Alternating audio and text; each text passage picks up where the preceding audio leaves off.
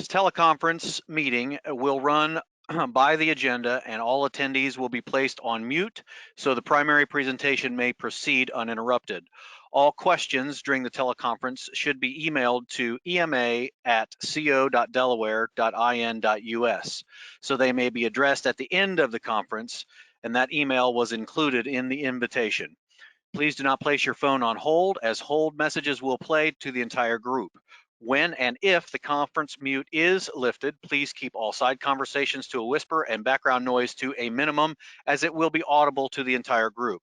Should you wish to speak, please state your name and whom you represent.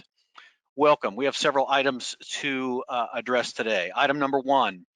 Delaware County currently has 7 confirmed active cases of COVID-19. Active cases are defined as those individuals who are currently ill and requiring medical care or are in isolation. Recovered cases will be defined as confirmed cases where at least 72 hours have passed since symptoms have passed. Recovered will be defined as resolution of fever without the use of fever-reducing medications and improvement in respiratory symptoms, and at least 7 days have passed since the symptoms have first appeared. Item number 2, Ball State University. President Mearns has been communicating with campus communities.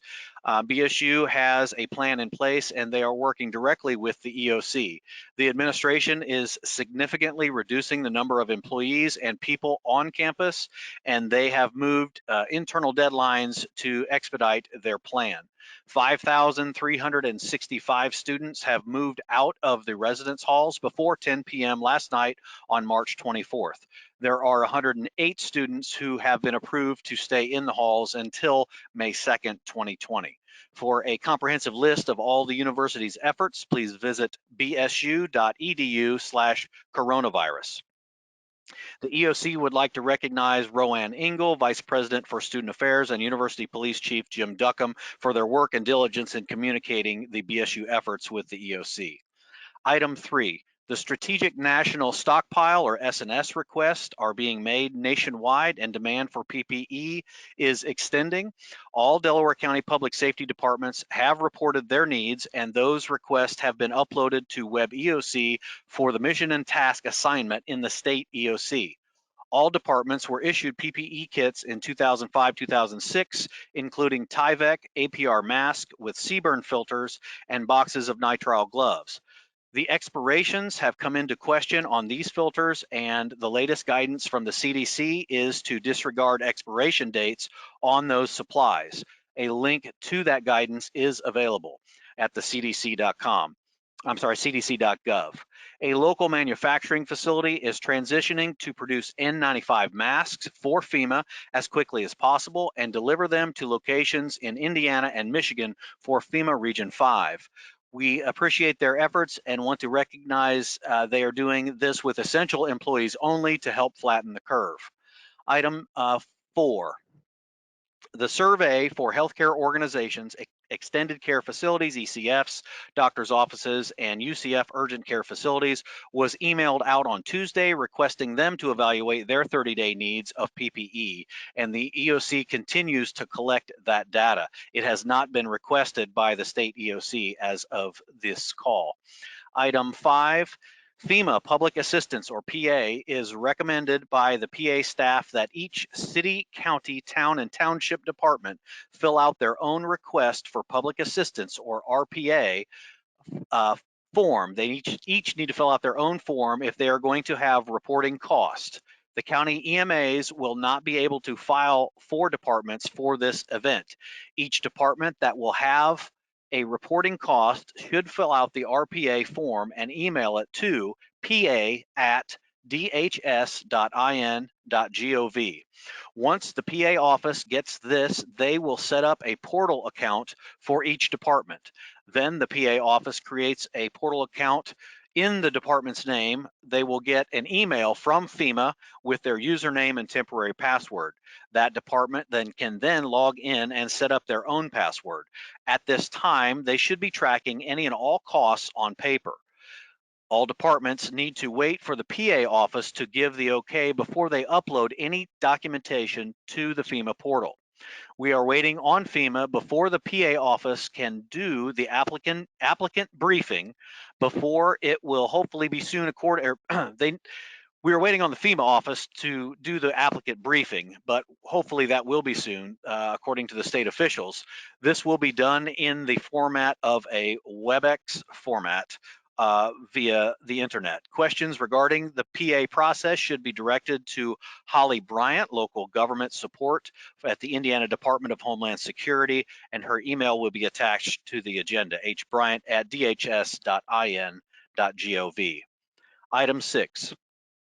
From our partners at the Indiana State Police, the authority to enforce the governor's order is Indiana Code 10-14-3-24, and the Indiana Criminal Code for the stay-at-home order is 10-14-3-34B. It is a B misdemeanor. All questions regarding this information should be directed to local law enforcement. Item 7, the Indianapolis National Weather Service office has contacted the EOC to relay that the automated NWS HAS collect system that was designed to distribute national weather and emergency messages over the weather radios and EAS was recently terminated. A replacement system is being worked out, but it will likely not be ready until the end of 2020. Please note that the National Weather Service is being advised on the NWS side that the stay-at-home order is not the same as a shelter-in-place warning, and they will reserve the use of these products for only the most dire, immediate, emergent situations. Ultimately, they will do what is in the best interest to save lives. Item number 8. With many tents being installed outdoors as temporary medical stations, we are very well aware at the National Weather Service office in Indianapolis how vulnerable these structures can be to sub-severe winds, lightning, and even hail. The National Weather Service encourages you to reach out to their office and let them know that you have these structures in place. If you use the National Weather Service online Decision Support Services event page to enter the location and criteria that you are concerned about, the National Weather Service can more easily monitor those conditions around you. The NWS is here to support your efforts and will help do what they can to make everyone safe from the elements. Their web portal is weather.gov/ind/event support. It is only a matter of time until we have some strong and severe winds during this pandemic. The National Weather Service is being staffed by a skeleton crew of 2 people 24/7, while the rest of the Indianapolis staff is working through teleworks. The Indianapolis office will ramp up operations and staffing for weather-related events as it becomes necessary. Item 9, if you're not getting the NIXL alert from the Emergency Operations Center, you may text the letters DCEMA to the number 888-777. You may also text any zip code to 888-777 for those area alerts in the zip code. Item 10. State offices to contact concerning Governor Holcomb's Executive Order 20-08, the stay home order, to get answers to questions for businesses and citizens regarding the governor's executive order. Please call 1-877-826-0011. Again, that number is 1-877-826-0011. All questions from the media related to the COVID-19 response should be directed to the State of Indiana Joint Information Center at 317-238-1784, or they may email their questions to jic@jic.in.gov. That's jic@jic.in.gov. Multiple other numbers are available at www.dcema.com, and there is a link for those other numbers on the hub. We have also redirected our dcema.com webpage to go directly to the COVID-19 hub. Item number 11. Delaware County Emergency Management is seeking donations of PPE and personal protective equipment that we can make available to our local first responders as the need arises. Look for the link on social media or request the link to share by emailing ema@co.delaware.in.us. The link will be added in this agenda. Item 12, Delaware County Emergency Management and the Health Department are coordinating their efforts to provide assistance to individuals with disabilities or functional medical needs during a disaster through the Functional and Special Needs Registration Program.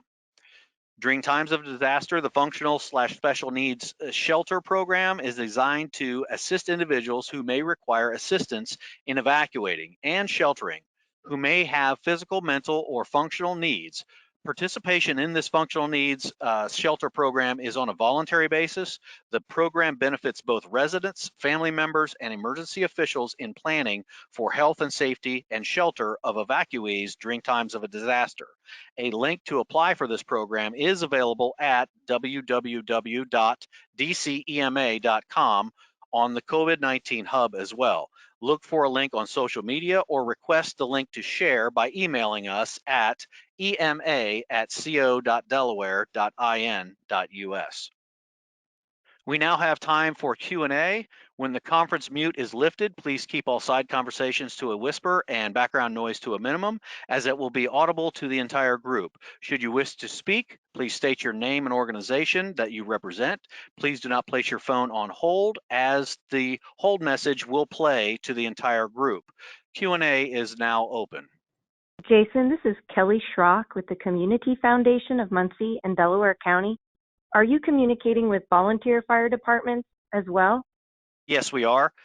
We've reached out to and spoken with all of the volunteer fire chiefs. We actually met with them at their volunteer fire chiefs meeting about 2 weeks ago, and we have received all of their PPE needs and requests, which was included in the entire county public safety web EOC upload.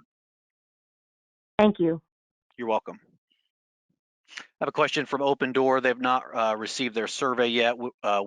Brian, we will get that sent out to you as soon as this call is over. With regard, I got a question from Steve Lindell with regard to Ball State University. I will defer those questions to the university.